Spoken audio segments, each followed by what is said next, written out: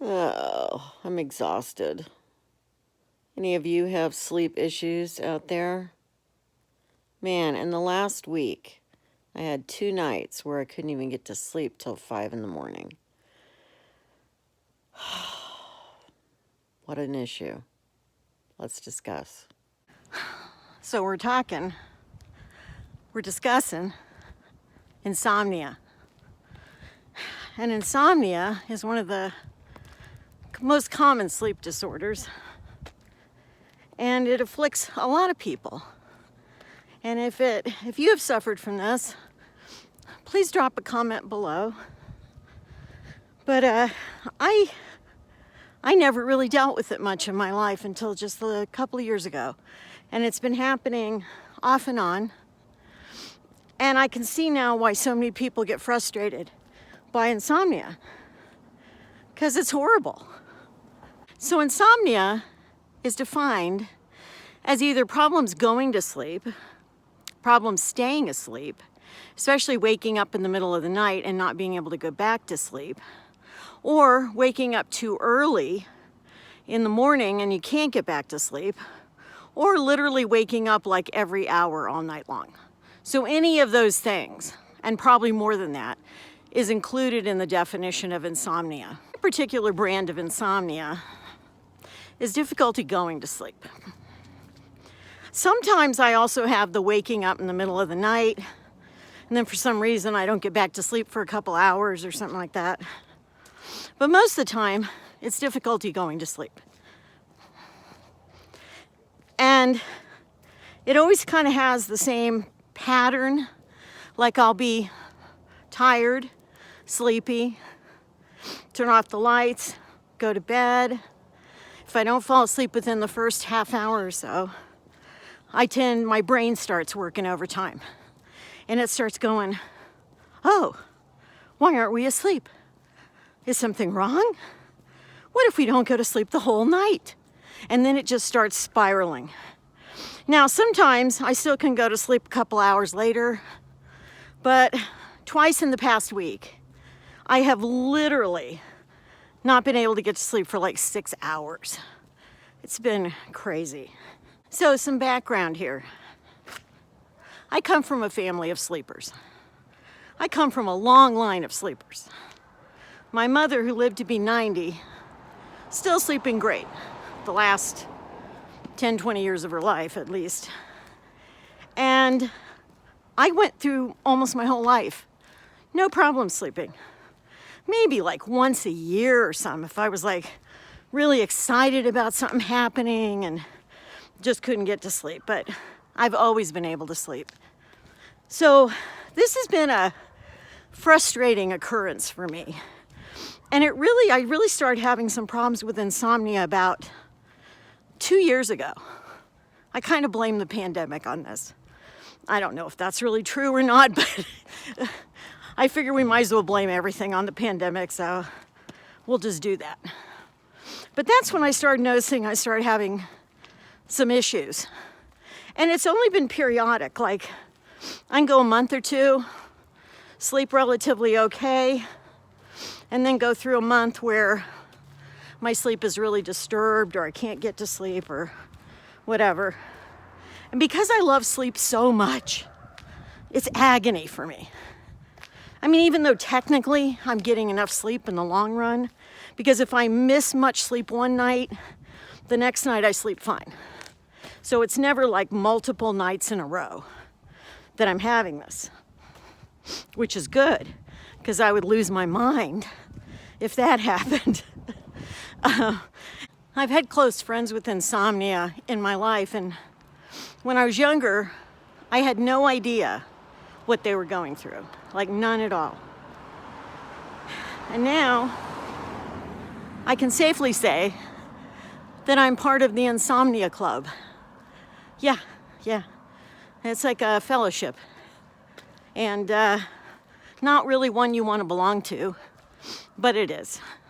So I said we were going to discuss some things that cause insomnia and also some things that might help. And believe me, I'm going to give a disclaimer right now. I've tried a lot of these things. Not really particularly helping my particular situation right now. So, so I share these with some skepticism. So I'm back from my walk, recovered. I know it sounds like I'm really tremendously out of breath when I'm walking, and I think it sounds worse than it actually is because I'm not really that out of breath. But anyway, trying to walk and talk though, it just requires, something. Anyway, I'm fine. Okay, so I was going to talk about what are the most common reasons why most people have insomnia. The first one is having anxiety and or depression will vary, and just stress in general will cause people to have sleep problems. And I think for me that's the main reason. I think it is stress and I think it's anxiety. I don't suffer from depression typically, so for me it's mostly stress and anxiety. But that's a very common reason. Another really common reason is just having an uncomfortable sleeping situation. So your bed's not comfortable, or it's too hot or too cold or something like that. That's not really true in my case, but I could see how that. I have slept like on uncomfortable beds before where, yeah, it definitely interferes with your sleep. The next thing that causes this type of insomnia is noise while you're asleep. In other words, if you're a person that's not a particularly deep sleeper and just random noises will wake you up and then you can't get back to sleep easily, that can bother you. Actually, I ever since I've had the weird neighbor with all the guests over all the time, I've had to use a white noise machine, but I've actually used that off and on for years. And so I know that's not the reason I can't get to sleep, but I have to put on this white noise so that random other noises will not wake me up. And it's possible that's having an effect on me. I don't know, but it never used to. So, same type of noise. The next thing is drug use. People that take, and it can just be prescription drugs that can keep you awake. It doesn't have to be illicit drugs. So you can take certain medications that would tend to keep you awake, or disturb your sleep in some way. I don't think that's the issue for me. I take only one prescription medication and I take just a couple over the counter things, and I've never had a problem with those before. So I don't think that's true in my case. But drugs or any kind of medication can also interfere with your sleep. The other thing that can interfere is keeping irregular hours. If you have, if you're not going to sleep at around the same time every night, or you're sleeping, you're having to get up really early, maybe 1 or 2 days a week, or something like that, it can interfere overall with the whole circadian rhythm, which is the kind of the sleeping and waking pattern that we have all day long.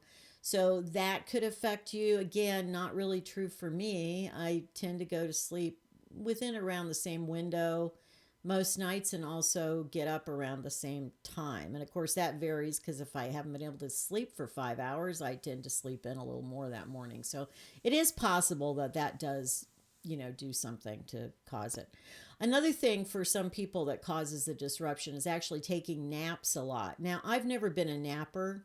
I don't know if any of you out there love to take naps. I'm just not. The only time I nap is if I'm really sick. And so that's actually one of the ways I always know I'm really sick, because I actually want to take a nap. Even when I was a little kid in, like preschool or nursery school or whatever they called it then, I never took naps. I mean, I think I stopped taking naps by the time I was like maybe 2. So I just am not a napper. So that doesn't interfere with me getting sleep at night, because I'm not typically napping during the day. And the last one here is relates a lot to the drug use, but it's taking in too much alcohol, drinking too much, having too much caffeine, or even nicotine. And again, those don't really apply to me. I don't drink.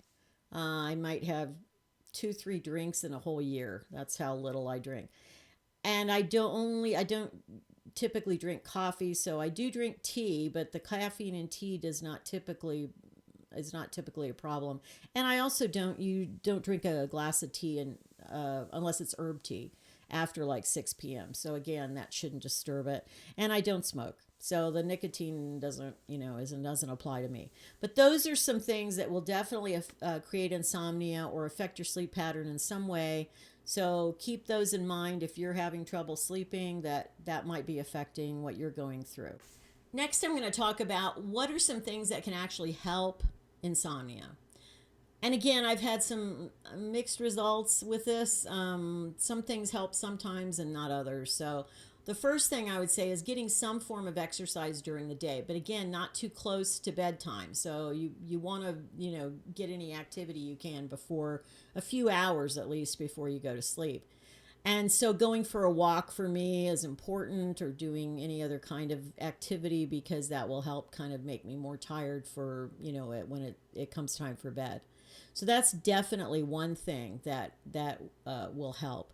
Also, doing some sort of relaxation technique, mindfulness, breathing, that sort of thing. Well, I do that every day. I meditate, usually in the morning. So I do get that on a regular basis. What's interesting is when I have trouble going to sleep and I have insomnia, sometimes I can kind of meditate in the middle of the night and it will put me in that, alpha wave, brain wave thing. So it'll calm my mind enough and then I can go to sleep. But if I'm really like stressed out or already so anxious because I can't go to sleep, then I can't see, it doesn't seem to work for me. So it just depends on the night. Sometimes that helps, sometimes it doesn't.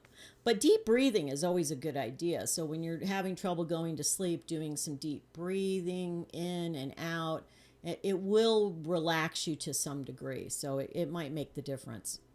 The other thing is kind of changing the everything kind of surrounding your whole bedtime situation. In other words, there's some studies that show that really people should only be using their bed for sleep and sex.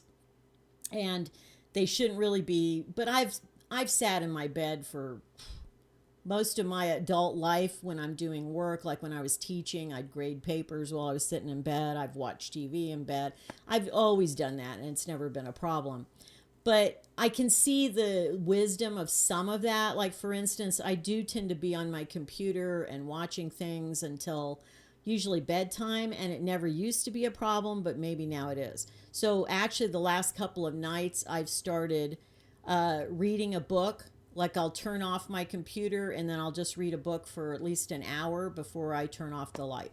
And I don't know yet if that's helping enough. I mean, it seemed to have worked for a couple of nights, so we'll see how that goes. But I may have to cut back on my screen time. So, and I can see where that would, that stimulates your brain in a different way. And so maybe it is possible that at some point in time, you can't do that anymore. You got to switch it up and do something different. So that is one thing that will help. Making sure that your bed is you're not too warm or too cold. That kind of thing obviously can affect it. And so, make sure you have a comfortable mattress, that sort of thing. And along with this kind of sleep hygiene thing is the idea, again, of not taking naps.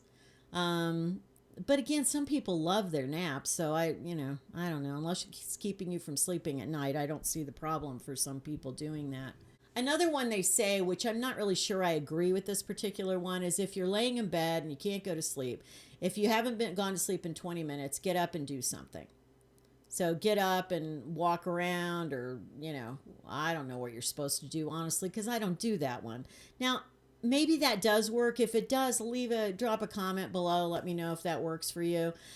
I don't really talk. If I am not getting to sleep, I'm not sitting there just tossing and turning and totally freaking out for the most part.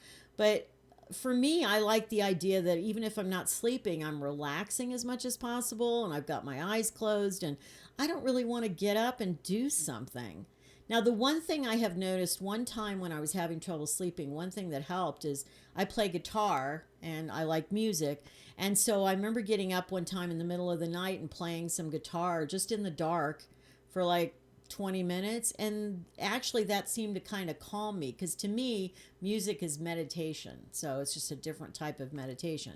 So that did help. And actually I would try that again in the future. So if you're a musician and you like to it calms you down to play an instrument, then maybe that's a good thing to do. Of course, if you're in a house with a bunch of other people and it would wake them up, maybe not a great idea. So you might want to consider that.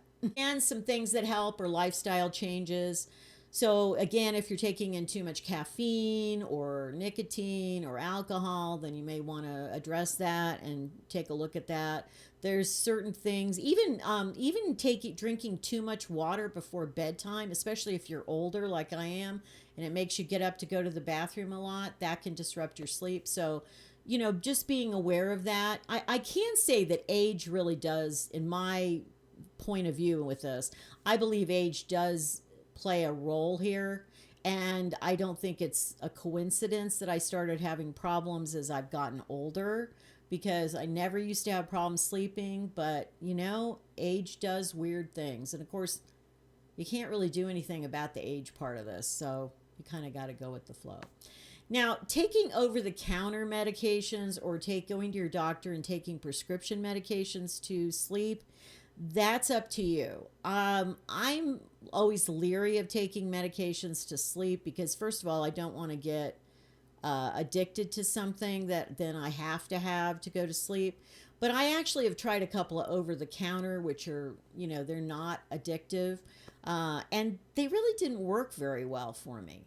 The other night when I had a really bad night, I actually took some melatonin that I had on hand, but I'd had it a couple of years. And even though technically it had another month or two till expiration, it didn't really seem to do much. So I think it had kind of lost its potency or something over time. But something like melatonin or some other sleep aid, over the counter probably isn't bad to do. But I think it just works for some people and not for other people. So bottom line, I don't have any great answers to this. I'm talking about it because I figured a lot of you might have sleep issues. It's a very common problem. And I'm frustrated by it. And if you have sleep issues, I'm sure you're frustrated by it. It's one of those things that you kind of take your sleep for granted until you're no longer getting a great night's sleep. And then you go, wow, I guess I should have appreciated that more. So, anyway, I'll let you know what works or doesn't work for me as we go along. Hopefully, I'll be headed into a better sleep phase soon. I mean, the last 2 nights, technically, I have slept okay. So, fingers crossed, we'll continue this. But I do feel your pain. If you're having trouble sleeping, I get it. And I feel your pain and I commiserate with you, because I never understood how really debilitating it can be. It can be very, very debilitating, especially for people that can't sleep more than maybe 2 hours, 3 hours a night. I could not do that every night. I've had a couple of nights this week that I only got about 3 hours of sleep. And let me tell you, yeah, it was pretty debilitating for me just to have that. So anyway, hopefully we'll all sleep well. So until next time, be well, be kind, keep moving forward. Take care. Bye.